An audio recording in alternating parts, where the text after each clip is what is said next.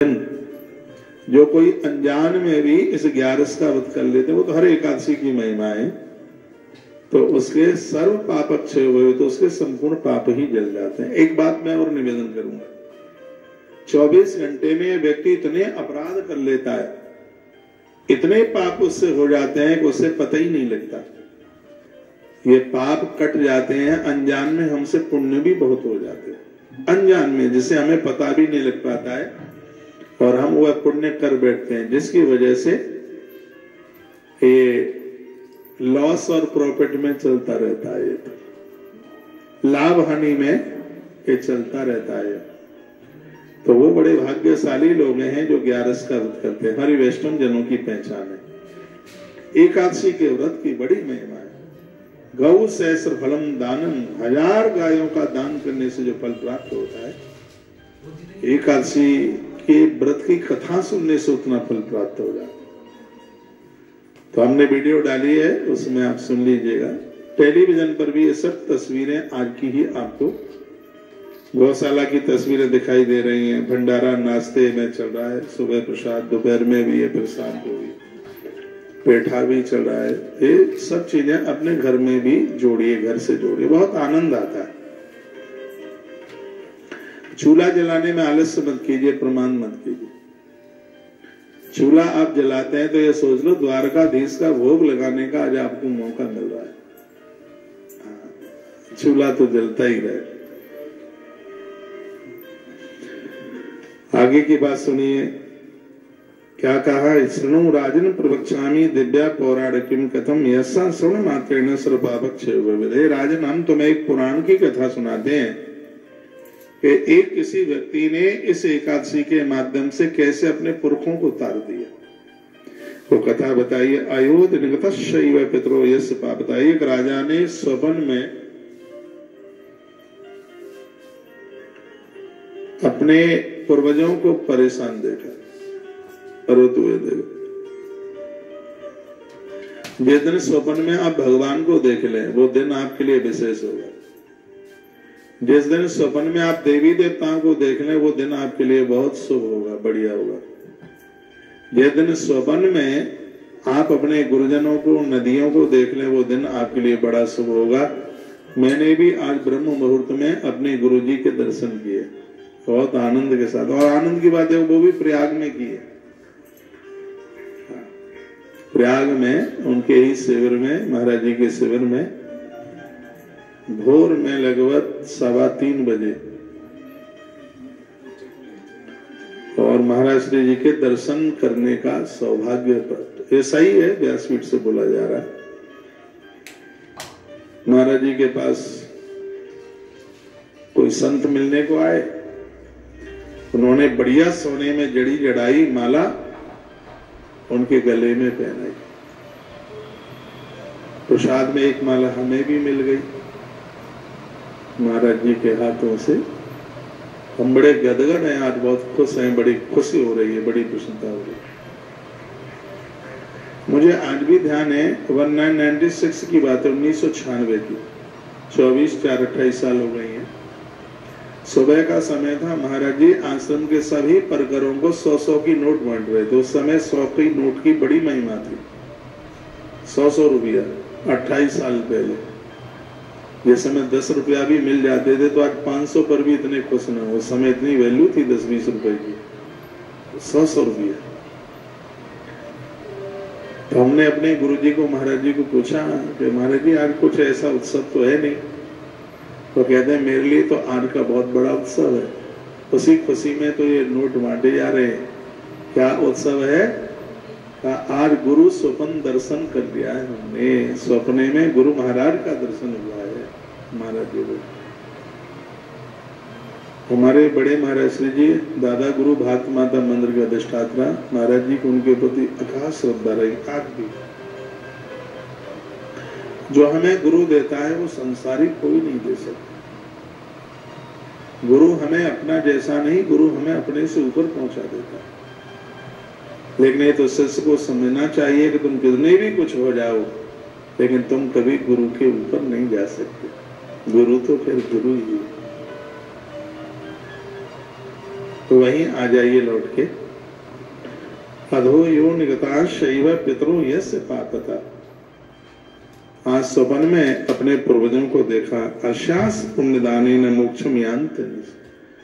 तो वो रो रो करके कह रहे थे, कहते हैं बेटा हमें कुछ पुण्य दे दो जिससे हमारा कल्याण हो जाए, हम बहुत दुखी हैं, नरक में पड़े। तो चंपके नगरे रम्ये वैष्णवेश विभूषते वैखान सुनाम नृपपुत्र वत्पाल प्रजा। तो चंपक नाम की नगरी में ये राजा रहता था जिसका नाम था वैखानस। इसके पुरखे नरक में पड़े थे और पूर्वजों ने स्वप्न में ये बोल दिया, कहा बेटा हम नरक में पड़े हैं, हम बहुत कष्ट में, हम बहुत परेशानी में हैं, हमारे कल्याण के लिए कुछ तो करो। रात निकली, प्रातः हुआ, राजा ने ब्राह्मणों के पास में पहुंच करके तो यही बात कही। क्या कहा? मया सुपितरो दृष्टा नरको प्रगता ध्वजा। हे ब्राह्मण देवताओं, मैंने स्वप्न में अपने पूर्वजों को नरक में देखा है। तारियेत तनूर तुमशान निर्या सागरात। नरक रूपी सागर में पड़े हैं, उनका तारण कैसे होगा? हम आपको पूछना चाहते हैं, आप हमें बताइए। अश्वा गजास तथा सर्वे रोचनते मेन भूध्वजा। मेरे पुरखे नरक में पड़े हैं तो मुझे हाथी, घोड़े, पत्नी, पुत्र कुछ भी अच्छा लग नहीं रहा है, मैं बहुत ज्यादा दुखी हूं। तद्व्रतम तम तपो योगम ये नहीं मम पूर्वजा। ऐसा मैं कौन सा व्रत करूं, उपवास करूं, पूजा पाठ करूं जिसकी वजह से मेरे पुरखों का तारण हो जाए। आप हमें बता दें। पुत्रे तो जीवत प्राय बली असी महात्मनि। उस पुत्र का तो जीना ही बेकार है जिसके पुरखे कष्ट पा रहे। तो ब्राह्मणों ने क्या कहा सुने, बहुत प्यारी कथा है और ऐसी कथा सुन लिया करो। ब्राह्मणों ने क्या कहा? ब्राह्मण कहते पर्वतश मुनि राजन निकटे चाश्रमे महान। यहां से थोड़ी दूरी पर ही एक आश्रम है और उस आश्रम में महात्मा पर्वत रहते हैं, पर्वत महात्मा रहते हैं।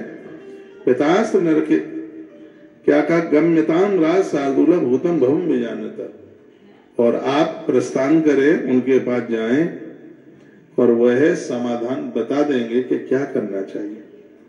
सब सुनते ही कुछ ब्राह्मणों को अपने साथ में लेते हुए और राजा ने प्रस्थान किया। कहते हैं कि जैसे ही राजा ने अंदर प्रवेश किया तो राजा ने अपने मुकुट, धनुष, बाण उतार के बाहर रख दिए। ऐसा नियम है कि राजा भी यदि संतों से मिलने के लिए जाए, गुरुजनों से मिलने के लिए जाए तो राजसी वेशभूषा में नहीं, उसको सहज सरल, उसको बहुत सीधा, बिना पद प्रतिष्ठा के ही उसे गुरुजनों से मिलने के लिए जाना चाहिए। राजा दुष्यंत की कथा थी, भागवत जी में भी है, 9वें स्कंद में, महाभारत में भी है। जिस समय राजा दुष्यंत महात्मा कंडव के आश्रम में प्रवेश करते हैं तो उन्होंने सुनो अपने राजसी चिन्ह, मुकुट इत्यादि उतार करके रथ में रख दिए। सेनापति ने कहा राजा साहब ये तुम क्या कर रहे हो? तो राजा दुष्यंत ने कहा ये महात्मा का आश्रम, ये महात्मा कंडव का आश्रम है, पर संतों से, गुरुजनों से मिलने के लिए जाया जाए तो राजा बन करके नहीं, दास बन करके जाओगे तो ही उनकी कृपा होगी। और ये उन्होंने किया। राजा दुष्यंत का तो बड़ा नाम चला। इस धरती पर सबसे ज्यादा यज्ञ राजा दुष्यंत ने किए, 9वें स्कंद में कथा में आता है। ये वही राजा दुष्यंत हैं जिनकी यहाँ संतान हुई, उनकी पत्नी थी शकुंतला। महात्मा कंडव की मुंह बोली बेटी थी, उन्होंने लालन पालन किया और माता शकुंतला ने एक पुत्र को जन्म दिया जिसका नाम था भारत। उसके माध्यम से देश का नाम भारत हुआ।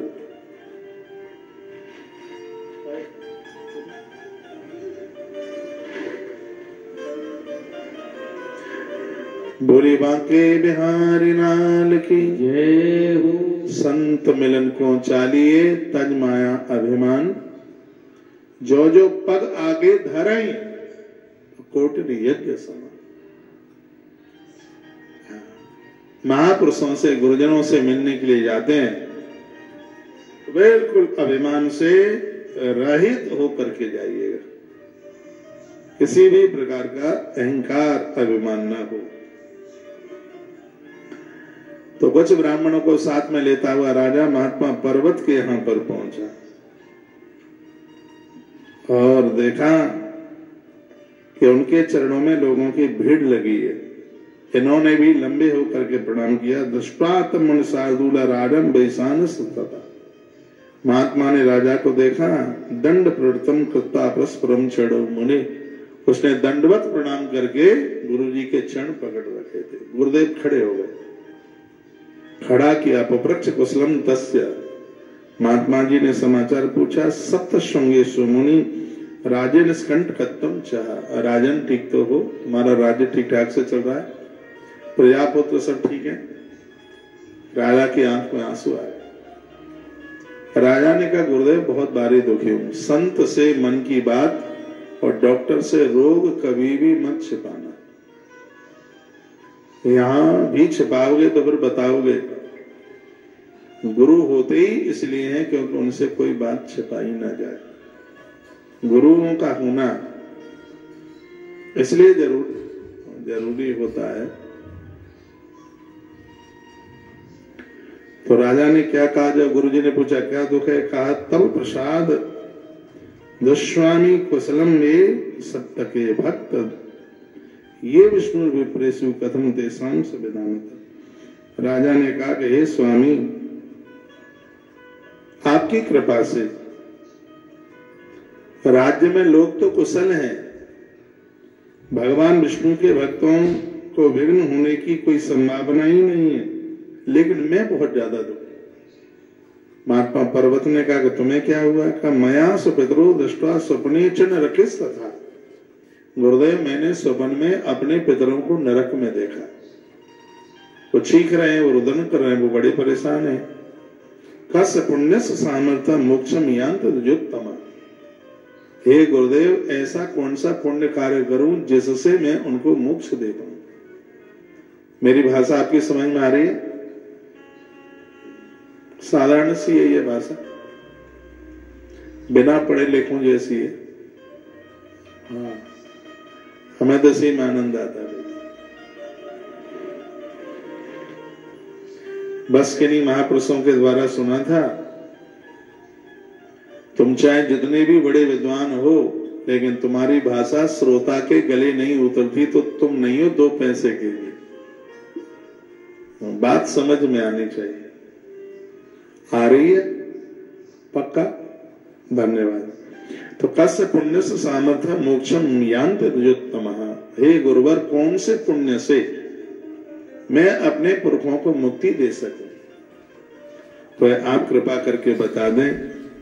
तो एतद् वाक्यम ततस्रुता प्रभतो मनुष्योत्तमा। इस वाक्य को सुन करके ध्यान स्तमनेत्रो भूत तपस्वी ब्रह्म सन्निधि। आंख बंद की महात्मा ने और ध्यान करके देख लो। मुहूर्त एकम ध्यानस्थो भूपतिम प्रत्वाच। एक मुहूर्त के लिए ध्यान किया और तत्पश्चात उन्होंने तो सब समझ लिया कि पितर नरक में क्यों गए। ये साधु को होता है, पता होता है कि माथे पर लिखा क्या है, तकदीर में छिपा क्या है। इस साधु को, इस संत को पता है। तो महात्मा ने जैसे नेत्र बंद किए और आंखें खोली, तो आंखें खोल करके उन्होंने क्या कहा सुनिए। पूर्व जन्म में तातस्ते क्षत्रियो राज गर्भिता। पहले जन्म में भी ये तुम्हारे पुरखे एक बहुत बड़े राजा थे, क्षत्रिय थे। सब अपना ऋतुकाले तू राज धर्म प्रवर्तिका। मैंने बहुत बार निवेदन किया है, पुरुषों को चाहिए कि नारी ऋतुकाल में है, रजो धर्म में है। ऐसे समय में पुरुष को कभी भी स्त्री के पास नहीं जाना चाहिए, दुर्गति हो जाएगी 1,00,000%। और ऐसे समय में यदि संतान नारी के गर्भ में आ गई तो 100% चांडाल ही पैदा होगा। बढ़िया औलाद जन्म ले ही नहीं सकती। जिस दिन ऋतुकाल हुआ है उसे 4 दिन तक ऋतुकाल होता है। 5वें दिन में नारी अपना केस वगैरह होती है, 6वें दिन में संतान गर्भ में आती है, 8वें दिन में आती है या 10वें दिन में आती है तो ये पुत्र प्राप्ति के लिए, 7वां दिन, 9वां दिन, 11वां दिन, इन दिनों में गर्भ में संतान आती है, उससे पूज्य कन्याएं पैदा होती है, प्रकट होती है। तो सम और विषम संख्या का उसमें बड़ा ध्यान रखा जाता है। तो देखो यहाँ पर ये श्लोक में एक बड़ी अद्भुत बात उस महात्मा ने कही है। बात वो क्या कहते हैं, उन्होंने कहा सपत्न्या ऋतुकाले तु, पूर्वजों से ये गलती हुई, ऋतुकाल में नारी के पास जाया नहीं जाता, इन्होंने नियम माना नहीं। व्रत वाले दिन इन्होंने अन्न खाया, चावल, मसूर की दाल, चना, ये सब चीजें खाई। मैंने बहुत बार बोला है कि आप व्रत करते भी नहीं हैं, कोई बात नहीं है, नहीं आप छोड़ सकते। अरे तो एकादशी के दिन चावल तो मत खाइए, एकादशी के दिन दाल मत खाइए, कच्ची रोटी मत खाइए, हरे साग से पूड़ी खा लो, पराठा खा लो, मीठा भोजन कर लो। वो चीजें क्यों खा रहे हो जिसका विरोध ग्रंथ करते हैं? हम सनातनी लोग हैं और सनातनी पद्धति में जीने वाले लोगों को शास्त्रीय विधि से ही अपना जीवन जीना चाहिए। इन दिनों में कुछ भी तामसी, मुर्गा, मछली कुछ भी न छुए, शराब न पिए। ऐसा नहीं है कि तुम एकादशी नहीं करते हो तो तुम्हें कोई अपराध नहीं लगेगा, किए गए सदकर्म पुण्य क्षीण होते हैं। ऐसी पर्व की तिथियों में यदि अपराध हो गया तो ये मैं नहीं कह रहा कि आप सब 11 करें, यदि कह भी दूं तो कोई अपराध नहीं है, लेकिन ये मैं जरूर कहूंगा कि आप एकादशी नहीं करते हैं तो भी एकादशी के दिन कुकर्म मत कीजिए, गलत काम मत कीजिए, क्योंकि 11 के दिन किया गया सदकर्म दान पुण्य अच्छे हो जाते हैं। तो इस दिन किए गए अपराध भी वज्र की तरह हो जाते हैं, वो काटने से वो कटते नहीं। तो ध्यान रखें इस बात के लिए कि 11 के दिन कोई भी किसी भी प्रकार का अपराध न हो, ये ध्यान रखें। आप 11 की कथा सुन रहे हैं, आप कहोगे भक्तमाल की कथा नहीं सुनाई, जीवन भरा है, हमारा जीवन पड़ा है भक्तमाल की कथा सुनाने के लिए। 2024 की मोक्षदा एकादशी निकल गई तो इसे कहां सुनाएंगे? हर एकादशी का अपना महत्व है, वो भी सुन लीजिएगा।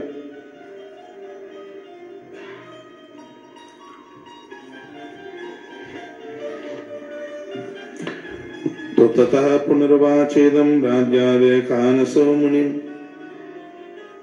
राजा ने कहा गुरुदेव और हमारे पूर्वजों से क्या अपराध हो गया? कहा इन्होंने कभी 11 का व्रत नहीं किया और उसका ये परिणाम है कि इन्हें कष्ट, इन्हें दुख भोगना पड़ रहा है। इसलिए बड़ा कहना चाहूंगा आपसे, हो सके तो अपने जीवन में 11 का व्रत जरूर करना, 3 साल, 5 साल, 7 साल, 11 साल, फिर जो बने जितना साल एकादशी का व्रत करना। व्रतों में जितने भी व्रत हैं उन सब में सर्वोच्च यदि कोई बड़ा व्रत है तो वह एकादशी का व्रत है, वो 11 का व्रत है। इस व्रत को जरूर कीजिए, बहुत आनंद आ जाए। कोई भी आप व्रत करते हैं कोई न कोई स्तुति जरूर गाया करें।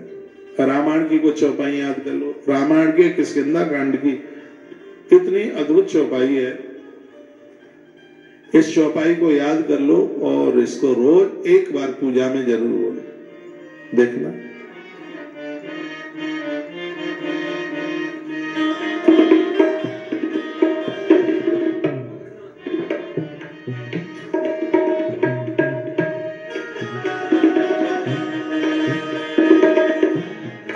प्रभु कृपा करो यही भाई, अब प्रभु कृपा करो यही भाई, सब सज भजन रहो दे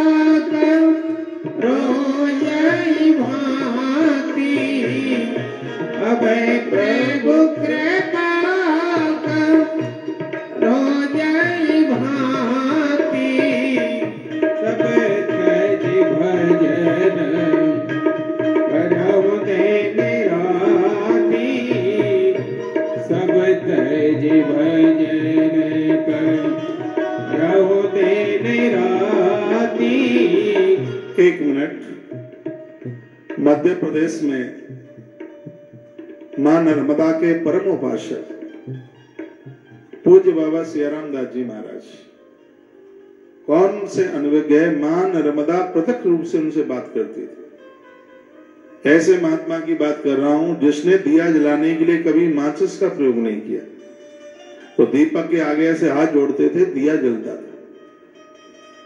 पूरा जीवन भर वो नर्मदा जल ही लेकर के रहे।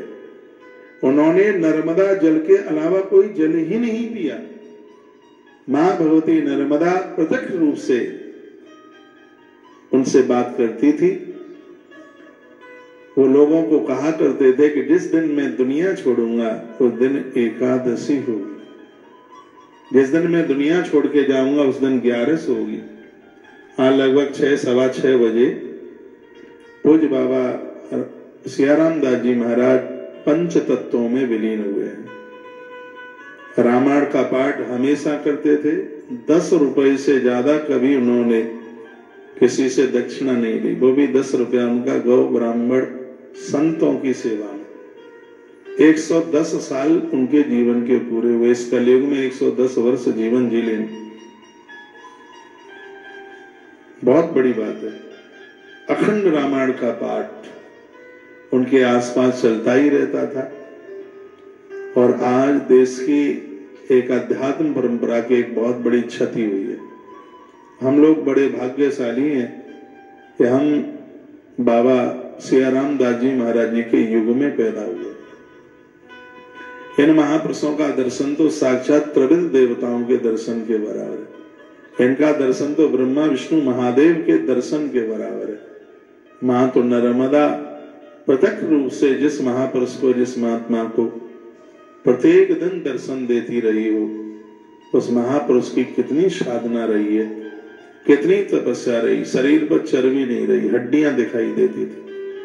आपने सोशल मीडिया पर उनका बहुत बार दर्शन किया होगा। आज गौ तीर्थ तुलसी तपोवन गौशाला से गौ तुलसी परिवार उनके चरणों में वंदन करता है, प्रणाम करता है और ईश्वर से प्रार्थना भी करता है कि हे भगवान, ऐसे महापुरुषों को धरती पर बार बार जन्म दे करके इस भूमि को कृत कीजिए, कृतांत कीजिए। साधन हो तो जगत में जर जातो संसार। ये महापुरुष ना होते तो धरती ही नहीं होती। आप सब एक आधा पौन मिनट के लिए अपनी आंखों को बंद कीजिए और उनकी सच्ची श्रद्धांजलि में हम भगवान के चरणों में वंदन करते हैं, प्रणाम करते हैं। और बाबा सियाराम दास जी तो भगवान राम के परम भक्त रहे हैं, तो यदि आप बोल सकें तो उनके लिए मौन होकर श्री राम जय राम, श्री राम जय राम एक आधा मिनट के लिए मन ही मन आप स्मरण करेंगे।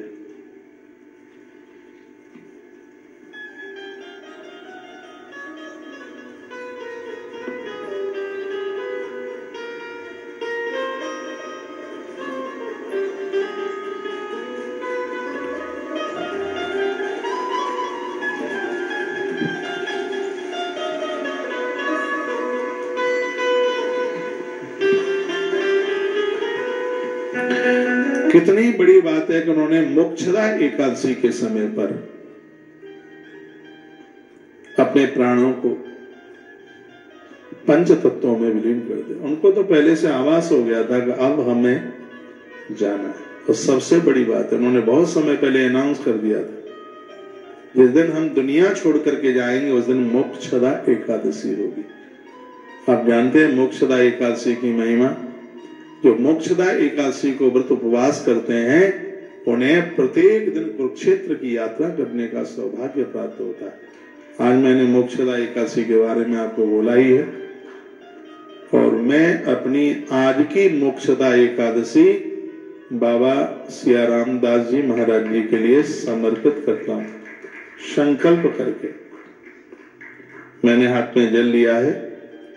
ओम श्री विष्णु श्री विष्णु श्री विष्णु श्रीमद्भगवतो महापुराण पुरुषस्य विष्णु राज्ञा प्रवर्तमानस्य अद्य श्री ब्राह्मण प्रारंभे श्री श्वेतवाराह कल्पे वैवस्वत मन्वंतरे अष्टामस्तमे कलियुगे कलि प्रथम चंडे जम्बू द्वीपे भट्टखंडे भारतवर्षे आरावत्य देशांतर्गते उत्तर प्रदेशे आगरानाम मंडलांतर्गते मथुरा जनपदे वृंदावन क्षेत्रे यमुना तीरे तुलसीवन आश्रम नाम शुभ परिसरे सूर्य दक्षिणायने महामंगला पद्मासनम शुभ मासे मार्गशीर्ष मासे शुक्ल पक्षे मोक्षदा एकादशी तिथौ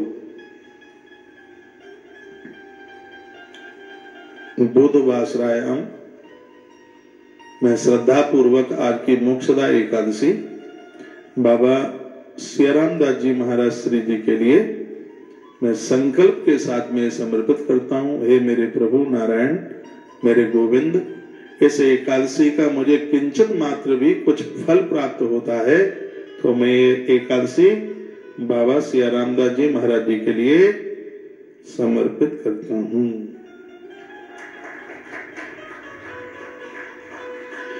मेरी उनके प्रति बड़ी श्रद्धा थी। एक तो बहुत बड़े गौभक्त थे बाबा सियाराम दास जी महाराज।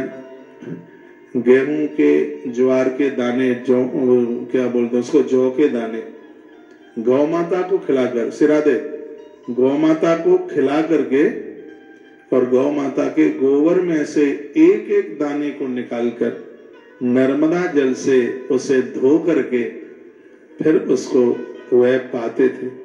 इतनी लंबी जिंदगी और इस कलयुग में जीना बहुत बड़ी बात है। और मैं आपको कहूंगा ये महापुरुष साक्षात अवतारी पुरुष थे।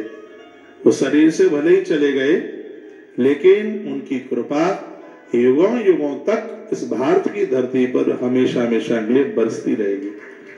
आज मोक्षदा एकादशी को हम ऐसे तपस्वी महापुरुष महात्मा महाराज जी पूज्य प्रातः स्मरणीय जगत वंदनीय संत कुल के एक बहुत बड़े अवधूत महामानव के रूप में देवीय सत्ता माता नर्मदा के मानस पुत्र, इस भारत की भूमि के ओज तेज वैभव अध्यात्म जगत की एक बहुत बड़ी निधि बाबा सियाराम दास जी महाराज जी के चरणों में हम और आप कोट सवार वंदन और प्रणाम करते हैं। एक रामायण की चौपाई उनके लिए बोलते हुए फिर मैं आगे के लिए चलता हूं।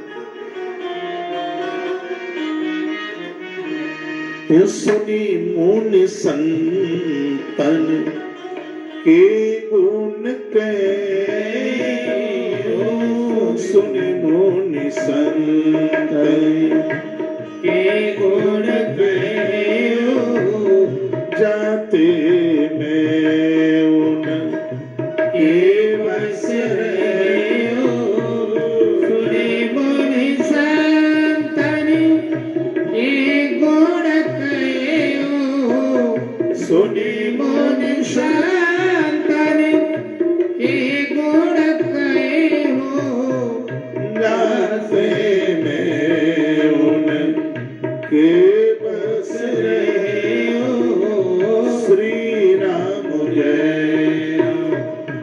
जय राम, श्री राम जय राम,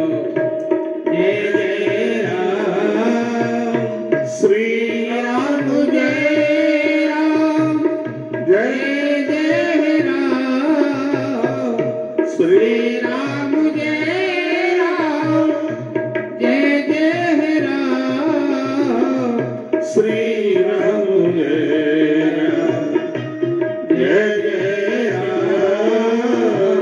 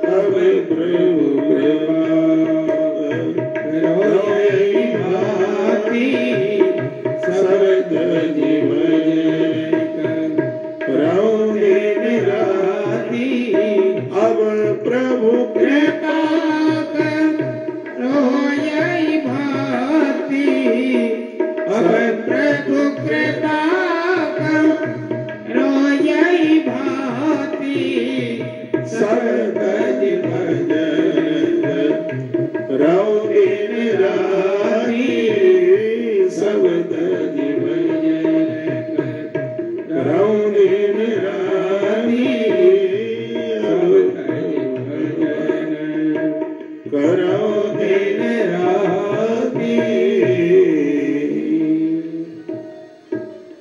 बोले भक्तवत्सल भगवान की जय हो। श्री हनुमंत बलवंत महाराज की। तो राजा ने पूछा, गुरुदेव मैं ऐसा क्या करूं केन व्रत प्रभावेण मोक्ष तेषां भवेन मुनि। हे गुरुदेव मैं ऐसा कौन सा व्रत उपवास दान पुण्य करूं जिससे मेरे पुरखे नरक की गति से बच जाएं, उनका उद्धार हो जाए, उनकी मुक्ति हो जाए। तो महात्मा पर्वत ने क्या जवाब दिया? वो कहते मार्ग शीर्षे सदे पक्षे मोक्ष नामेति नामता। मार्ग शीर्ष के शुक्ल पक्ष में राजन एकादशी आती है जिसका नाम ही मोक्षदा एकादशी है। सर्वेशै तद्व्रतम कार्यम पितृ पुण्यम प्रदीयता। पूर्वजों के लिए धरती पर जितने भी सत्कर्म पुण्य है वो सब एक तरफ और मोक्षदा एकादशी एक तरफ। इसलिए मैं कहूंगा कि यदि आप एकादशी का व्रत किए हैं तो संकल्प करके आज अपने पूर्वजों के लिए यह व्रत समर्पित कर दीजिए। आज 11 के दिन जो भी दान पुण्य आप कर रहे हैं वह भी अपने पूर्वजों के लिए समर्पित कर दीजिए। जो पुरखे दुनिया छोड़ के चले गए और उनके लिए जो भी गोदान करने के लिए तैयारी करते हैं, मैंने बहुत बार बोला है, मोक्षदा एकादशी के दिन उनके लिए संकल्प कर ले। व्यवस्था जब हो जाए तब दान करते रहिए, लेकिन ऐसा संकल्प मोक्षदा एकादशी को किया जाता है, हम अपने पूर्वजों के लिए धरती का दान, जमीन का दान, वस्त्र दान और या फिर गौ दान, हम अपने पुरखों के लिए ये संकल्प करते हैं। वहीं बैठ जाइए, बैठ जाओ। तो मोक्षदा एकादशी पुरखों का, पूर्वजों का कल्याण करने वाली। ऐसे कोई पुरखे हैं जो अकाल मृत्यु से चले गए, वो समय से पहले उनकी मृत्यु हो गई या आत्महत्या करके मौत को प्राप्त हो गए, तो मोक्षदा एकादशी का यह प्रभाव है कि लोगों की मौत को यह सुधार देती है। ये इसका इतना बड़ा प्रभाव। इसलिए मैं कहूंगा पूरे देश भर में आज मुझे जितना भी आप जनमानस सुन रहा है, आप हजारों बार सहयोग करते हैं, आप बहुत बार सहयोग करते हैं। एक बार पहले मैं एक कथा पूरी सुना दूं, फिर मैं आज के दान पुण्य की भी बात करूंगा आपसे। आज के दिन धरती के दान की कितनी बड़ी महिमा, आप सुन के हैरान हो जाए। आप कहोगे तो हमें तो पता ही नहीं था। आज पृथ्वी दान, धरती दान का इतना बड़ा महात्म्य है। मोक्षदा एकादशी मार्गशीर्ष का महीना। अभी पहले इस कथा की महिमा, इस व्रत कथा को पूरा सुन लीजिए। सर्वश्वेत दव्रतम कार्यम पितृ पुण्यम प्रदीयताम। क्या कहा कि तुम मोक्षदा एकादशी का व्रत करके और वो पुण्य अपने पुरखों को दे दो, अपने पूर्वजों को दे दो। तेन पुण्य प्रभावेव मोक्ष तेषां भविष्यति। राजन मैं दावे के साथ कहता हूं, इस मोक्षदा एकादशी का व्रत करने से तुम्हारे पुरखों का कल्याण हो जाएगा, उनका तारण हो जाएगा। सत्यमेतम महाभाग ब्राह्मणो वचनम यथा। मैं ब्राह्मण हूं, महात्मा पर्वत कहते हैं, मेरी बात को तुम सार्थक समझिए, इसको तुम सिद्ध समझिए। फिर कहा मुनिर वाक्यम ततस्सुक्ता स्वग्रम पुनरागत। राजा ने चरण में वंदन किया, प्रणाम किया, महात्मा जी के दर्शन किए। जिन लोगों के साथ राजा दर्शन के लिए गया था उन्हीं लोगों के साथ राजा घर वापस आया। वैखानिक राजा घर आया तो गुरुजी ने कह दिया था सत्यमेत महाभाग, ये मेरा वाक्य है कि मोक्ष हो जाएगा। तो मार्गशीर्ष प्रयास सरसा प्राप्ता कष्टेन थे। समय आने पर यही मार्गशीर्ष अज्ञान का महीना आया और यही आज वाली एकादशी आई। राजा दशमी के दिन से ही एक समय भोजन, जमीन में सोना, देह के ऊपर श्वेत तिल और पीली मिट्टी का लेप बनाकर शरीर के ऊपर पोतना, फिर स्नान करना, जो जो नियम बताए थे वह सब इस राजा ने वह पूरे के पूरे नियम किए। वर्णन मुनिर्वाक्यन तत्कृता व्रतम वैखान सन्नपा। महात्मा ने जो जो व्रत करने के लिए जो विधि बताई थी, यह व्रत में विधि है ये कि दिन में सोया नहीं जाता। यदि एकादशी के दिन में नींद आ गई तो एक बहुत बड़ा परसेंट कटअप होता है। बाहर का भोजन नहीं किया जाता, होटलों पर खाया नहीं जाता, दूषित व्यक्ति के हाथ का पानी तक नहीं पिया जाता। नहीं तो व्रत पुण्य तो देता नहीं है, अपराध और करा देता है। वो एकादशी का व्रत करने से 1000 गायों के गोदान का फल मिलता है। तो इस दिन अपराध होने पर तो पाप भी बहुत मिलता है, ये भी समझ लीजिएगा। बहुत बड़ा व्रत है एकादशी का व्रत। आप व्रत उपवास करते हैं तो इसमें एक विधि, एक विधान को जरूर देखिएगा। यदि ठीक से विधान से हो जाए, धरती पर सोले, धुला हुआ वस्त्र पहने, रात को भी मल त्यागने के लिए जाते हैं तो शीघ्र ही स्नान करें, तो ये इसके नियम है। तुलसी माता को वंदन प्रणाम करें। 11 के दिन तुलसी माता को प्रणाम करने की बड़ी महिमा है। कई हजारों पेड़ लगाने से पुण्य प्राप्त होता है। तुलसी माँ का दर्शन करने से फल मिल जाता है। एकादशी के दिन सुनिए, अमावस्या के दिन तुलसी का दर्शन करने से स्वर्ण दान करने का फल मिलता है। सोमवती अमावस्या के दिन तुलसी की परिक्रमा करने से 1.25 मन सोने का दान करने का पुण्य मिल जाता है। ऐसा पद्म पुराण में लिखा है। सालराम भगवान के ऊपर आपने तुलसी पत्र चढ़ा दिया तो 6 महीने तक धरती के संपूर्ण फूल चढ़ाने का पुण्य हर रोज प्राप्त होता है। धरती के पूरे फूल तो तुम नहीं चढ़ा सकते भगवान पर। हाँ, जो लोग प्रत्येक दिन भगवान को तुलसी पत्र चढ़ाते हैं, एक दिन के चढ़ाने से, तुलसी पत्र चढ़ाने से 6 महीने तक भगवान पर प्रत्येक दिन पुष्प चढ़ाने का फल प्राप्त होता है। ऐसा तुलसी महात्म्य जो कि पद्म पुराण में है, उसमें ये बात कही गई है। आप इतने साधन अपने उद्धार के कर सकते हैं, इधर उधर भटकने की जरूरत ही नहीं पड़ सकती। मेरे निवेदन पर उगते हुए सूर्य को आप अर्घ दें, आपकी बुद्धि की क्षमता हनुमान जी जैसी बुद्धि हो जाएगी। हनुमान जी एक बहुत बड़ा विज्ञान है वर्तमान समय का। आप बेटियां हैं, बेटे हैं, कोई भी हैं, आप मौज युक्त और एक अनुभवी और एक दिव्य जीवन जीना है तो हनुमान जी को विज्ञान के दृष्टिकोण से पढ़िए। हनुमान जी, अब मैं आपको कोई हनुमान चालीसा तो नहीं सुना रहा, लेकिन हनुमान जी जब सागर को पार करने के लिए जाते हैं तो क्या सुंदर संदेश देते हैं। मैं जा रहा हूं शांति की खोज में, आप धन कमाइए, यौवन बचाइए, कुछ भी कीजिए, शांति तो चाहिए ही। तो हनुमान जी लंका में प्रवेश करते हैं तो छोटे बन जाते हैं। जितना छोटा बन करके आप जिएंगे उतने ही आप बड़े हो जाएंगे। शांति के सामने आदमी खड़ा होता है तो हनुमान जी कनक भूद्राकार शरीर, हनुमान जी इतने बड़े हो गए। इसका मतलब यह है कि आप अहंकार से जितने शून्य होंगे, आपको किए हुए सत्कर्मों का अभिमान नहीं आएगा, तो आपकी ग्रोथ को कोई रोक थोड़ी सकता है। हनुमान तो एक बहुत बड़ा विज्ञान है। तो मैं आपको बात सुना रहा हूं एकादशी की, 11 की। एकादशी के दिन तुलसी माँ का दर्शन कीजिए। रोजाना सुबह हम लोग गौ माता का दर्शन करते हैं, परिक्रमा करते हैं, क्योंकि हमने पढ़ रखा है कि गैया मैया की एक परिक्रमा करने से धरती की 7 परिक्रमा पूरी हो जाती है। अब हम परिक्रमा में, अब हम क्या बताएं, पहले का जीवन हमारा बड़ा आनंदमय था। हाँ, पहले तो परिक्रमा करने को जाते तो ठेल से अमरूद खरीद के भी खा लेते थे। ऐसे गए परिक्रमा करने के लिए, पके पके बेर दिखाई दिए, अमरूद दिखाई दिए, तो ठेली वाली से अमरूद लिया, खा लिया। अब तो ये सब आनंद ही छूट गया है बिल्कुल। बिहारी जी जाएं तो दे भीड़ है, पाम छूने वालों की, फोटो खींचने वालों की आगे बढ़ ही ना पाओ। मन तो बड़ा होता है, अब वैसे नहीं जा पाते, काम धाम भी इतने हो गए हैं। तो गैया मैया की परिक्रमा करके संतुष्टि मिल जाती है कि हम वृंदावन की 7 परिक्रमा करके आ गए। कल या परसों हमने सोनीपत से एक बात कही थी, और इस बात को जिंदगी में कभी भुलाना मत। और वो बात मैंने पहली बार कही, वो बात स्कंद पुराण की थी।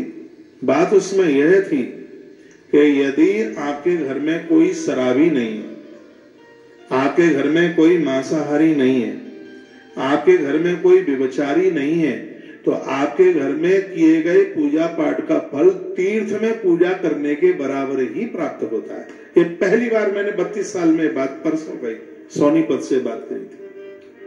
तो जिस घर में कभी कोई खुरापाती व्यभिचारी लोग नहीं, शराबी कबाड़ी नहीं, उल्टा पुल्टा खाने वाले लोग नहीं, रिश्वतखोर लोग जिस घर में नहीं, वो घर नहीं है, वो साक्षात तीर्थ है। ऐसे घर में भगवान की पूजा करने का फल तीर्थ में पूजा करने का ही फल प्राप्त होता है। अब दूसरी बात सुन लीजिए।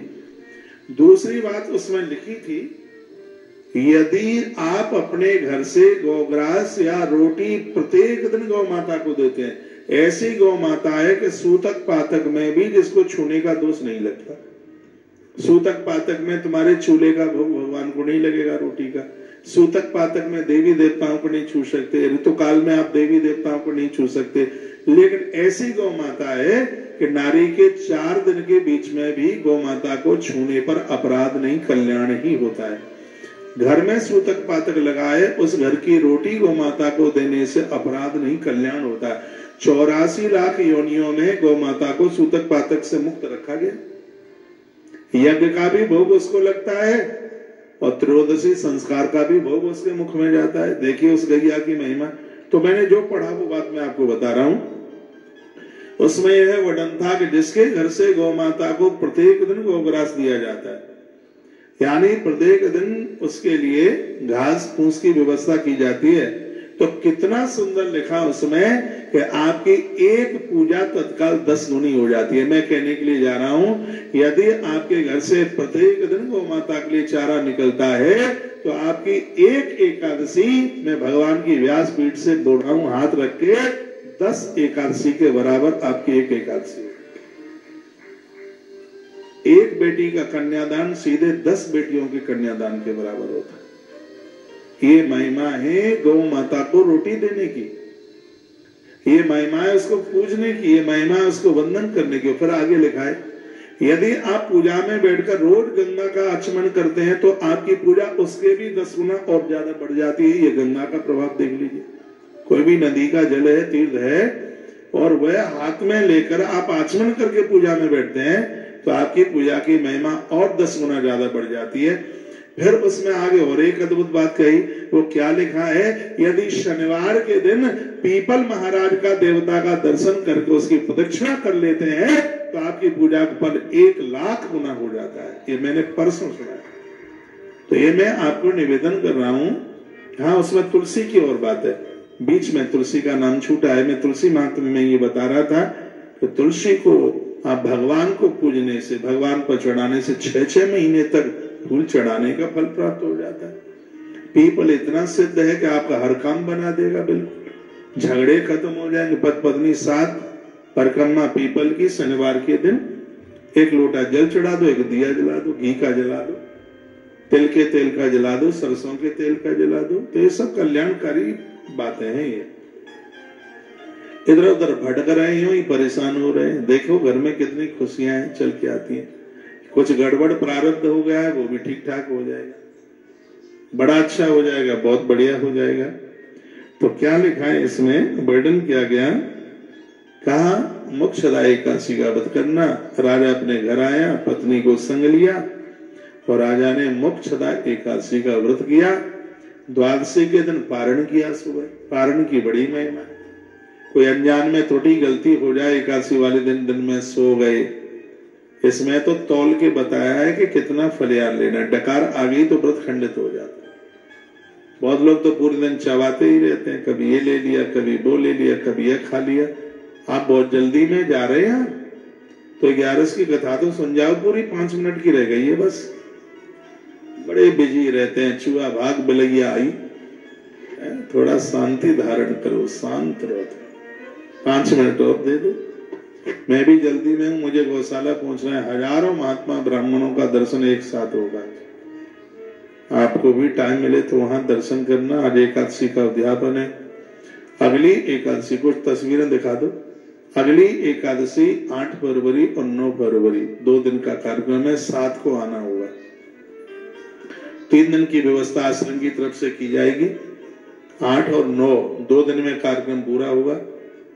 10 फरवरी को 10 बजे तक आपके लिए कमरों की व्यवस्था होगी। 4 बजे कार्यक्रम 9 फरवरी को पूरा हो जाएगा। तो आप 9 को भी जा सकते हैं, 10 को भी सुबह जा सकते हैं। व्यवस्थाएं तो आलीशान होती है। यदि ऐसा ना होता तो इतने लोग ही क्यों आते। लास्ट में तो हमको मना करना होता है कि व्यवस्था नहीं है, बस इतना ही बहुत है। तो धड़ल्ले से रजिस्ट्रेशन हो रहे हैं फरवरी मास के। जो यहाँ 11 का उद्यापन करके गए हैं उन्हें एक बार पूछ लीजिए, आपके संपर्क में है तो, कि कैसा उद्यापन होता है। आनंद होता है, हल्ला बोल होता है, पूरे आनंद आते हैं। एक तो सीधा वृंदावन, दूसरा यमुना का किनारा, फिर गौ माता का सानिध्य। तो गौ माता के सानिध्य में तो वैसे भी अनंत गुना फल हो जाता है। तो यहाँ रिक्शे विक्से वाले नहीं आते हैं, संत आते हैं, ब्राह्मण लोग आते हैं, बड़े विचार करके उन्हें पर्चियां दी जाती हैं, निमंत्रण दिया जाता है, उनको खूब आनंद के साथ दुनिया भर का सामान लेके जाते हैं। आनंद की बात है कि सब दान दक्षिणा सब जजमानों के ही हाथों से कराई जाती है। हाँ, रात्रि को जयपुर से मेरे पास कोई कॉल थी, वो किसी कारणवश नहीं आ पा रहे हैं, तो उनकी एकादशी का क्रमांक 62 नंबर है। मैं सब व्यवस्था करा के आया हूँ ब्राह्मण को, क्योंकि मेरे भरोसे आपने बहुत कुछ समर्पित किया है। यही सोचा है कि महाराज जी के यहाँ सब काम ठीक से हो जाएगा, तो वो जवाबदारी मेरी है। और ये सत्य है कि आप पहुंच रहे हैं तो भी आपकी एकादशी का उद्यापन। वैसे तो मैं कहता हूँ एकादशी उद्यापन जैसे इस पवित्र समय में आप पहुंच के ही कराइए, लेकिन किसी कारणवश आप नहीं आ पा रहे हैं तो वो उतने ही विधि विधान के साथ होगा जितने विधान के साथ यहाँ लोग पहुंच करके कर रहे हैं। बस वैसे तुम्हारे हाथ लगने वाले थे, अब उसमें मेरे हाथ लग जाएंगे। आपकी दक्षिणा मैं बांटूंगा, कल भी जो भी है वो मैं बांटूंगा, सब संकल्प वगैरह सब उनके हुए। तो उनकी एकादशी नंबर जयपुर से है 62 नंबर है। और माता जी आप हमें सुन पा रहे हो तो बहुत आनंद के साथ आपका 11 का उद्यापन हो रहा है। आगे भी जो लोग जुड़ रहे हैं उद्यापन के लिए, उन दिनों में मैं उधर हूँगा, उसमें प्रयाग में, लेकिन एकादशी से एक दिन पहले मैं इधर पहुंच जाऊंगा। 8 तारीख की 8 फरवरी को एकादशी है, तो 7 फरवरी को मैं फिर आश्रम में ही हूँगा, पहुंच जाऊंगा दोपहर तक। तो आप अपना रजिस्ट्रेशन नंबर आप करा लीजिए। 8 और 9 2 दिन का कार्यक्रम। हमारे यहाँ कई सैकड़ों बच्चे ब्राह्मण बालक गुरुकुल में पढ़ते हैं। तो जनेऊ संस्कार हर वर्ष होता है बसंत पंचमी के दिन।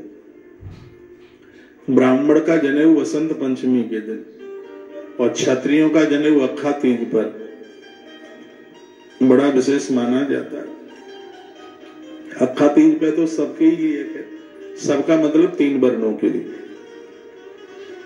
चौथे वर्ण के लिए जनेऊ की जरूरत ही नहीं है, उन्हें बिना जनेऊ के ही पूरा फल मिल जाता है। तो ब्राह्मण के लिए वसंत पंचमी को बड़ा विशेष माना गया है। तो 2 फरवरी को वसंत पंचमी है। तो बच्चों का जनेऊ संस्कार है वो तुलसी वन आश्रम में होगा। उस दिन भी मैं श्री वृंदावन में ही होऊंगा। बड़ा अद्भुत कार्यक्रम यह होता है, बड़ा अद्भुत अनुष्ठान होता है जनेऊ का। तो बच्चों के ये आप टीवी में आप देख रहे हैं कि हम दक्षिणा दे रहे हैं, ये आपकी तरफ से जो जजमान पहुंच नहीं पाए हैं, ये पिछली एकादशी की तस्वीरें आप देख रहे हैं। विश्वास के ऊपर ही सब कुछ होता है। हमने तो भक्तों का विश्वास जीता है। अगली जो फरवरी आ रही है 2025 की, तो इसमें 8 और 9 तारीख को उद्यापन का कार्यक्रम है। 7 को पहुंचना होगा, शाम तक पहुंचिएगा। तो उसके रजिस्ट्रेशन चालू है, वह आप अपना नामांकन करा लें। एक बात और कहूंगा, साल के बीच में आप कभी भी गोदान करना, लेकिन जो नहीं है उनके लिए गोदान के लिए आज की सबसे बड़ी तिथि है मोक्षदा एकादशी। साल में जब आपसे हो जाए तब यहाँ आ जाइए, लेकिन संकल्प आज ले लीजिए कि हमें अपने पूर्वजों के लिए गौ माता का गोदान करना है, पुरखों के लिए। ऐसा संकल्प मैं कराए देता हूँ ना, हाल मैं कराए देता हूँ संकल्प आपको। जो मुझे टीवी पर सुन पा रहे हैं अपने हाथ में जल ले लें और संकल्प कर लें। बच्चे माता पिता के ऋण से मुक्त हो जाते हैं पूर्वजों के लिए गोदान करने से। हमने गरुड़ पुराण पढ़ा है, उसमें तो लिखा है कि 5 गायों का संकल्प हो जाए, 5 गायों का गोदान हो जाए। 5 ना हो पावे तो पति पत्नी का दोनों का हो जाए, वो भी ना हो पावे तो 1 गाय का तो गोदान हो ही जाए। क्योंकि वैतरणी से पार करने के लिए गौदान से बढ़कर के और कोई परम साधन हो ही नहीं सकता। तो जो आपको पुरखे दुनिया छोड़ के चले गए, नहीं गए हैं तो भी पूर्वजों के निमित्त आज संकल्प कर लीजिए। आज दो की बड़ी महिमा, एक है भूमि दान, अभी महात्म्य में सुनाऊंगा, और एक है गोदान। तो मोक्षदा एकादशी मोक्ष देने वाली है। अब ये मोक्षदा एकादशी की कथा आप सुन रहे हैं। आपको टाइम मिले तो शाम को इसी परिसर में पहुंचकर भक्तमाल की भी कथा सुन लीजिएगा। अभी आज रात को भी कथा होगी शाम को, क्योंकि सुबह तो इनको जाना है, सब कोई अपनी अपनी रेल पकड़ेंगे, तो इनसे और आनंद ले लें शाम को, शाम के समय में। हाँ, इनकी चौपाइयों का आनंद, कवित्व का आनंद, दोहों का आनंद, आनंद ही आनंद। तुम्हारे आसपास जो भी लोग हैं खूब उनका उपयोग करो। मैं भी आपके पास में हूं तो मेरा भी खूब उपयोग करो। मुझे फालतू मन छोड़ो बिल्कुल भी। प्रकृति में ये सब चीजें प्रयोग में लेने के लायक है। हाँ, माता पिता का भी प्रयोग, बच्चों को भी उपयोग में, गुरुजन भगवान को भी प्रयोग में। यूज शब्द तो हम नहीं बोलते हैं, उसमें कोई स्वार्थ नहीं है, अपनी उतंगता ऊंचाई के लिए, आत्मविश्वास को बढ़ाने के लिए, परम शांति के लिए। आइए संकल्प कर रहा हूं, नहीं तो पानी धरा ही धरा रह जाएगा हाथ में। संकल्प कर लेते हैं। और मैं तो उनको भी कहूंगा जो पूरी गाय का गोदान नहीं कर सकते, तो आज मोक्षदा एकादशी के दिन गौ माता के लिए सेवा तो कर ही सकते हैं। भूसा, चारा, खल, चोकर तो कर ही सकते हैं। जब पूर्वजों के लिए इतनी अद्भुत बात कही है, सवा मनी। देखो, मैंने पूर्व में भी बोला है, गौ माता की छोटी से छोटी सी बात, नमक का दान। आप जानते हैं 12 दानों में आता है नमक का दान। आपको नहीं पता होगा, सब पुराण में वर्णन है। कन्यादान गौदान वाली लिस्ट में, गुड़दान वाली लिस्ट में नमक का दान है लवड़ दान। 500 रुपए से सेवा शुरू होती है। 25 किलो 500 रुपए का नमक गौ माता। हमारे यहाँ गायों की लड़ोई भरी पड़ी रहती है। 500 रुपए का सेव। उसके बाद में फिर आता है सवा मनी 1100 रुपए का सेव। गायों की संख्या बहुत तेजी से बढ़ रही है। दिखाओ भाई कुछ, उसमें गौ माता के गद्दों का दान। और मुझे तो लगता है कि गौ माता का ये गद्दे का दान किसी सैया दान से कम नहीं है। ये मेरी भावना है, मुझे अंदर से लगता है। 1500 रुपया उसकी राशि रखी गई है। उसके तत्पश्चात है जलदान। अभी एक बहुत बड़ी 1.5 लाख लीटर की टंकी एक आधी दिन में काम आरंभ हो रहा है, तो उसके लिए 2100 रुपए का 30-32 लाख रुपए एक टंकी में लगता है। लेकिन आपके 2100 रुपए से पूरा हो जाएगा। एक बहुत बड़ी टंकी है। इस गौशाला में 20 टंकी बनेंगी, ऐसी बड़ी बड़ी। गौ माता की संख्या इतनी रफ्तार में बढ़ रही है। तो जलदान के लिए 2100 रुपए का सहयोग है। एक हमने और 4 दिन पहले अनाउंस किया है, इस सेवा से कोई चूकना नहीं है। वो सेवा हमने बोली है कि वर्ष में 12 महीना होते हैं। अब 12 महीने के लिए गाय को गोद न ले सकें तो 1 महीने के लिए एक गौ माता को गोद ले लीजिए। 30 दिन के लिए उसके भोजन की व्यवस्था सुबह से लेकर के शाम तक पूरे 1 महीने की व्यवस्था में सिर्फ 2500 रुपए का सहयोग है। तो आपके लिए 10 यज्ञ करने से भी बढ़कर के हो जाएगा। जितने भी युवा भाई बहन मुझे सुन पा रहे हैं, इस सेवा के साथ आप जुड़ जाइए जरूर। आपका जन्मदिन होता है, शादी की तिथियां होती हैं, तो इस सेवा से आप जुड़िए। पति पत्नी दोनों एक गाय का सहयोग कर दें। 1 महीने के लिए 2,500 और 5,000 रुपए का सहयोग है। मम्मी पापा के लिए कर दें, बच्चों के लिए कर दें। ये ऐसी अद्भुत से और आनंद की बात है कि इनके रजिस्टर में अपने हाथ से बना रहा हूं। पूरा रजिस्टर मेरे साथ और हर जगह मेरे संग ही होगा। 200 साल बाद भी आपके कुनबे के लोग इस गौशाला में आएंगे। मेरे राइटिंग में, मेरे हाथ में लिखा हुआ एक कागज पर इन पूर्वजों का नाम 200 साल के बाद, 500 साल के बाद भी लोग आएंगे तो ये पढ़ेंगे कि फला फला वर्ष में गौतीर्थ तुलसी तपोवन गौशाला में हमारे दादा दादी आए और इस गौ माता को ये सहयोग करके गए। तो इन्हें खुशी नहीं मिलेगी, उन्हें प्रसन्नता मिलेगी। तो मैं निवेदन करूंगा, जो आप पैसा जमा करके अपना नाम भेज रहे हैं उसमें गोत्र जरूर भेजें। इसलिए भेजें कि आने वाला समय ऐसा आ रहा है कि बच्चों को अपनी जाति का पता नहीं होगा, इन बच्चों को अपने गोत्र का पता नहीं होगा, कोई बताने वाला ही नहीं होगा इनको गोत्र।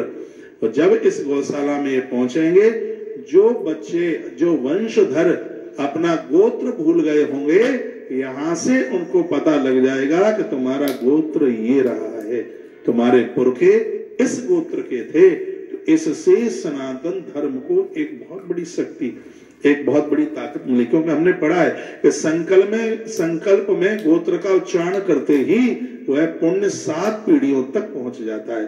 गोत्र की इतनी बड़ी महिमा है।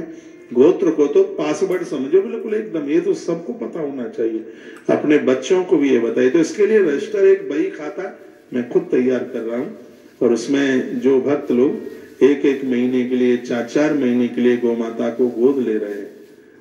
अब तो भक्त लोग, श्री SK शर्मा जी ने आज कई अपने परिवार के कई सदस्यों के लिए 1-1 महीने गौ माता को सहयोग उनको गोद लेने के लिए सहयोग किया। तो बहुत लोगों ने तो उसमें भगवान बिहारी जी को, अपने इष्ट को जोड़ा, हमको भी जोड़ दिया उसमें। तो इस तरीके से वो सहयोग कर रहे हैं। तो आज का दिन बड़ा पावन है, इस सेवा के साथ भी आप जुड़ सकते हैं। 1 महीने के लिए, साल में 1 ही महीने के लिए गैया मैया को गोद रूप ले लो, 2500 रुपए का सहयोग है, पति पत्नी दोनों ले लो, 5000 रुपए का सहयोग। यहाँ की एक बड़ी अद्भुत सेवा है, 4 बार में कर दो, 1 बार में नहीं होती है, गौ अक्षयवती सेवा। 2025 में मठ का उद्घाटन है, उस समय आपको पता लगेगा इस कार्ड की कितनी बड़ी वैल्यू है। यही आया 2025, हाँ तारीख भी मैंने निकाल दी है, 1 आध दिन में मैं उसका अनाउंस कर दूंगा। बहुत जल्दी एक ऐसी जगह पर आप पहुंचेंगे जहाँ रहना, भोजन, कथा सब कुछ एक ही जगह पर होगा। ऐसी जगह पर मठ बन रहा है जहां जमीन के रेट 1.5 से 2 लाख रुपया गज के हैं। ऐसी अद्भुत जगह पर यह स्थान बन रहा है। बहुत ऊंची 7-7 मंजिल की बिल्डिंग बन रही है। वो सब आप लोगों के ही उपयोग के लिए है। आप गौ माता की गौ अक्षयवती सेवा से जुड़िए, जिसकी सहयोग राशि एक बार बस 21,000 रुपया देना है। कई सैकड़ों साल तक एक सवा सेर भूसा गौ माता के पेट में जाता रहेगा। उसका कार्ड यहाँ से तत्काल मिल रहा है, और ये कार्ड पहले आपके काम आएगा, आपके बाद आपके बच्चों के काम आएगा। वो कार्ड यहाँ से इश्यू हो रहा है, यहाँ से वो मिल रहा है। तो आइए मैं संकल्प करा दूं, जो गौ माता का गोदान पूर्वजों के लिए या उसमें किसी भी प्रकार का सहयोग कर रहे हैं, मेरे साथ बोलिए 3 बार, ओम श्री विष्णु श्री विष्णु श्री विष्णु। पानी नहीं है, मानसिक कर लें, और जो भी श्रद्धा है वो मन में सोच लेंगे। ओम श्री विष्णु श्री विष्णु श्री विष्णु श्रीमद्भगवतो महापुराण पुरुषस्य विष्णु राज्ञा प्रवृत्तमानस्य अद्य श्री ब्रह्मति प्राद्य श्री श्वेत 12 कल्पे वैवस्व मनोन्त्रे अष्टादशमे कलियुगे कलि प्रथम चंडे जम्बू द्वीपे भरतखंडे भारतवर्षे आर्यावर्त देशांतर्गते उत्तर प्रदेशे और मथुरा नाम जनपदे वृंदावन क्षेत्रे श्री यमुना तीरे तुलसी वनाश्रम नाम सो परिसरे अमुकायने श्री दक्षिणायने महामंगल्य पद्मासनम सोमांशे शुभ योगे सो कर्णे सुराते चंद्र सुराते भास्करे स्वराज देवराज गुरु शेषेशु गुरु सत्सु एवं ग्रह गुरु शेषोष्टाम सो पुण्य प्रभुत। अपना नाम और गोत्र उच्चारण कर लो, और किस सेवा में आप योगदान कर रहे हैं, गौदान में कर रहे हैं या नंदी दान में कर रहे हैं, या गौ माता को 1 महीने के लिए या 10 महीने के लिए या साल के लिए, पूरी साल के लिए 25,000 रुपए का सहयोग है एक गौ माता को गोद लेने के लिए। तो जो सेवा है मन में विचार कर लीजिए। ममात्मने स्वति स्मृति प्राणोत्तर फल प्राप्त्यर्थम धर्म अर्थ काम मोक्ष चतुष्टय फल शासितम तथा च गौ सेवायाम श्रद्धा पूर्वकम शुभ संकल्पम करे से। बोलो बांके बिहारी लाल की जय हो, श्री हनुमान जी महाराज की जय हो। जय जय श्री राधे। तो ये तो मैंने संकल्प करा दिया है। आज मोक्षदा एकादशी बहुत बड़ी एकादशी है, और एकादशी व्रत कथा में राजा बैखानस की कथा आप सुन रहे हैं। मोक्षदा एकादशी में उन्होंने अपने पूर्वजों का कैसे उद्धार कर दिया। महात्मा पर्वत ने कहा था, सर्वस्वेद व्रतम कार्यम पितृ पुण्यम प्रदीयताम। आप अपने पूर्वजों के लिए मोक्षदा एकादशी का व्रत कीजिए। राजा घर पर चल के आए, पति और पत्नी ने दोनों ने अगहन मास के शुक्ल पक्ष की आज वाली एकादशी का व्रत किया, और कल के दिन उन्होंने पारण किया। 11 का पारण होता है। रात्रि को यहाँ से वीडियो पहुंच जाएगी, उसमें आप पारण का समय जरूर ठीक से उसमें आप सुन लीजिएगा, तो महिमा व्रत की बढ़ जाती है। तो जैसे इन्होंने किया, ब्राह्मण को भोजन के लिए बुलाया। अब सुनो ठीक से, द्वादशी के दिन ब्राह्मण भोजन की बड़ी महिमा है। तो उसमें घी डाल करके भात बनाया, उसके ऊपर दही परोसा, उसके ऊपर कुछ दूध के चावल बनाए, क्योंकि द्वादशी के दिन संपूर्ण पुण्य है वो चावल में रहते हैं, और एकादशी के दिन सगरे पाप है वो चावल में रहते हैं। देवताओं पर 11 को चावल चढ़ा सकते हो, लेकिन उसको तुम खा नहीं सकते चावल को। एकादशी के दिन चावल का दान करना महत्व का है, लेकिन एकादशी के दिन चावल खाना महत्व का नहीं है बिल्कुल। 11 के दिन इसलिए भूल करके भी आप व्रत नहीं करते हैं, तो भी एकादशी के दिन तंदुल चावल खाए नहीं जाते उसे। तो द्वादशी का दिन था, चावल की बहुत सी जिनसे चीजें बनाई, गौ माता के दूध की बहुत सी चीजें बनाई। 10,000 ब्राह्मण भोजन करने के लिए बैठे थे। वो तो राजा था, धनी आदमी, तो 10,000 ब्राह्मण भोजन करने के लिए बैठे हुए थे। तो पहले दिन उनको फलियार कराया है कुछ ब्राह्मणों को, और दूसरे दिन इतने बड़े ब्राह्मण की टोली आई और उनको पंगत परोसने लगे। स्वयं राजा और रानी भोजन उनको जिमा रहे थे। ब्राह्मण लोग बड़े आनंद के साथ में जीम रहे थे, आंख में आंसू आ गए खुशी के मारे। जैसे भोजन करके ब्राह्मणों ने जयकारा लगाया, आकाश मार्ग में उनके पुर के फूल बरसाने लगे। कहने लगे, बेटा बेखाना सब मुक्त हो गए हैं, और इस विमान में बैठकर हम भगवान नारायण के धाम के लिए जा रहे हैं, क्योंकि वहां संकल्प करके एकादशी पुरखों को दे दी गई थी। और जैसे वो एकादशी पूर्वजों को मिली, तो नरक के ताले टपक टपक करके नीचे गिरे, और राजा बेखानस के जितने भी पूर्वज थे, पुरखे थे, वो ठाकुर जी के दिव्य विमान में बैठते हुए भगवान के धाम के लिए चले गए। ये है आज की एकादशी की महिमा। ये आज की जो एकादशी का जो व्रत महात्म है, बैखानस सतातो वही पितृविमुख समाविशत, कहा गया है कि उनके सभी पुरखे तृप्त होकर के मुक्ति को प्राप्त हो गए। राजा नाम चंद अंतरिक्षे सगरम पुण्यमा वाच, बड़ी सुंदर वाणी सुनी, उनको सब आनंद हो गया। उन्होंने कहा, स्वस्ति स्वती ते पुत्र पृक्ष सेवम देवम गता। पुरखे कह के गए थे, बेटा कल्याण है तुम्हारा, हम आशीर्वाद देते हैं कि तुम्हारी कभी वंश वृद्धि नहीं रुकेगी। और जिनके पुरखे तृप्त हो गए हैं, स्वर्ग को प्राप्त हुए हैं, ऐसे परिवार की कभी वंश वृद्धि रुकती ही कहाँ है। तो यह हमने आपको इस एकादशी की कथा को आपको सुनाया है। और हमें भी अब गौशाला जाना होगा, क्योंकि अभी 1-1:15 बजे से वहां ब्राह्मणों की पंगत, साधु महात्माओं की पंगत आरंभ हो जाएगी। आप लोग भी आ सकें तो गौशाला आइए एक बार। यहाँ का आप में से कितने लोग गए हैं गौशाला? हाथ उठा के बताइए। आज कल परसों में गए हो?